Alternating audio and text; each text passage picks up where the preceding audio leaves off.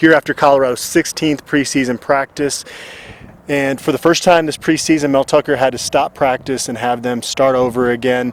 He said earlier in camp if they have a bad practice, he's going to let us know, and today he did. Yeah, he did, and he was not happy about today, and he said that was the first time that's happened, and he didn't like the first couple of periods. He stopped everything and said, hey, we're going to redo this. And he apparently got into these guys and said, this, you can't do this in a game. With this, but he's okay with a day like that right now. He said, I expected this actually to happen earlier in camp, but I think he's okay with it happening right now. Learn the lesson, and then don't ever do it again. But that was kind of the message I got out of him was, it's okay to do that, but now we've done it, don't ever do it again. This happened on a Monday in spring ball too. Yeah. It reminds me of that movie, The Office Space. You can't have a case of the Mondays, right. As if you're part of the Mel Tucker program here. Yeah. He did talk about the leadership kind of emerging and really challenge those guys because, like you said, you can't start a football game over again.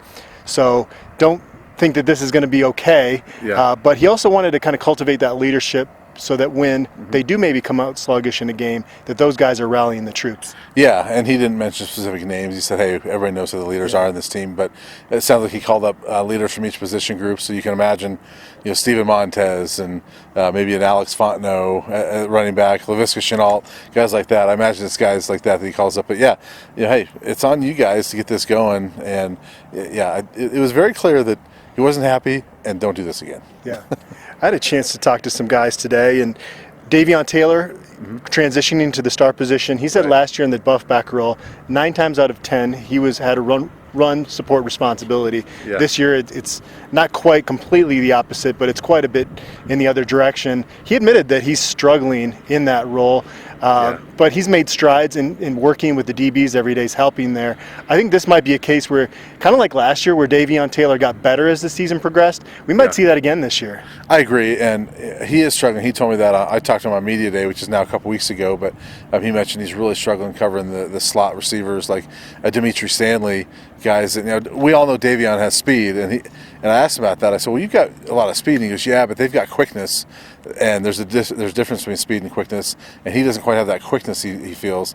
He told me he feels like he's got the speed to recover, but he's still working on that. Now, I also talked to Tyson Summers about that and mentioned what Davion was saying, and he goes, Davion's the most humble guy on this team. Okay. And so it sounds like there is some struggle there, but maybe not as much as Davion thinks. That Tyson said, hey, he's pretty humble. I do think it's an adjustment for him, and that we will see maybe a better Davion come Pac-12 play, come November, than we see in September.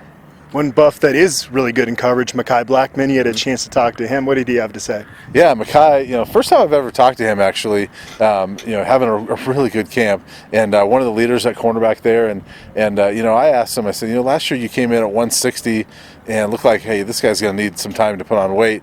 He's still hovering around 165, and he kind of smiled. He goes, maybe 170.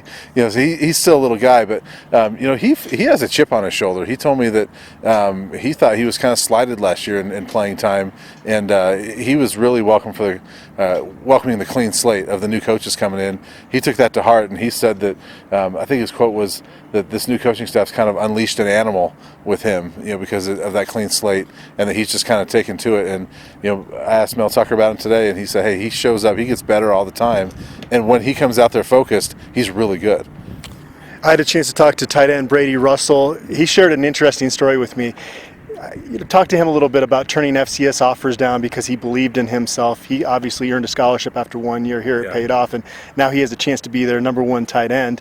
He shared a story that when he was in 3rd grade, Matt Russell, everybody knows, his uncle, came out to one of his youth football games and told him, Russell's never lacked confidence, and so he's always kept that with him. And I asked him, did you gain confidence in the Washington game, catching a few balls, because that's going to be a big role this year? And he goes, I already had that. Always had that confidence in myself. So the Russells, that's a good thing about having that family there. Matt Russell, one of the best linebackers has ever come through here, Butkus Award winner, really good player. So, I think when that guy tells you, hey, this family doesn't lack confidence, you probably take that to heart. Yeah. You had a chance to talk to Will Sherman as well. Yeah. A big human being. What did he have to say? He is a big guy. I talked to him in the spring. This was the first time I've talked to him in the fall. And in the spring, he was still at left tackle because Arlington Hambright was not here. And I asked him about, if he'd be okay playing right. And he said, yeah, whatever helps the team. He said, I asked him, "Are you still feel that way?" And he said, "Yes, I do." And he goes, it was an adjustment at first, but he played right tackle in high school. He goes, I just had to kind of go back to what I knew from high school, but he's liking it, feels confident, feels like this is a good spot for him, and could allow him to maybe develop a little bit more at tackle, because that left tackle is that pressure spot, maybe develop a little bit and take over that left tackle spot next year. But mentioned he likes the way the line's coming along, and he feels much more comfortable in his weight. That was the other thing in the spring. That weight was kind of newfound for him, getting up to 300 pounds. And he said this summer was really hard. The workouts were hard. He goes, but I've really settled into 300 pounds and doesn't really think about it much anymore. I remember Clayton Adams saying last year at times that he has very little technique, but he was still one of their best offensive linemen in terms of the grades. He was honorable mention all conference as a 280-pounder. I really think he could potentially be an all-conference guy this fall. Yeah, I agree with you. I mean, I think that he's an offensive lineman around this conference that maybe isn't talked about as much, and maybe he shouldn't be right now, but based on what we know, I think that he's a guy that he's only a sophomore. I think by the end of his senior year, he could be really good. All right, and one other guy I talked to, Terrence Lang, he has gone from being a redshirt freshman specialist to now a sophomore veteran in that defensive line group, and he says it's kind of forced him to grow up quicker having all those young guys. I asked him which young guys have impressed him, and no surprise, he mentioned Austin Williams and Naeem Rodman. Right. I think it's pretty clear at this point that those are the top two guys aside from Mustafa Johnson, Jalen Sammy, and Terrence Lang. Yeah, we keep hearing they'll go 8 or 9 deep. We'll see how if they're able to do that. But yeah, those are the two freshmen we keep hearing. Terrence Lang has got to step up. I mean, he and Mustafa are the only guys in that defensive line group that have played a Division I snap here at Colorado. So that's kind of crazy.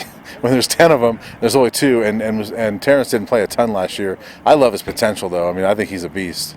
I think there's only 5 more practices. We have media availability here before the opener. Are you getting ready for that game? I am kind of getting ready for that. I mean, I'm excited this Saturday. There's a couple football games. Arizona plays, Miami and Florida play. So I'm excited for some football. I just want to see some. I love college football season, so I'm excited for Saturday. That'll kind of get things going. But then next week, I can't wait. All right, we'll be back with more analysis on Tuesday.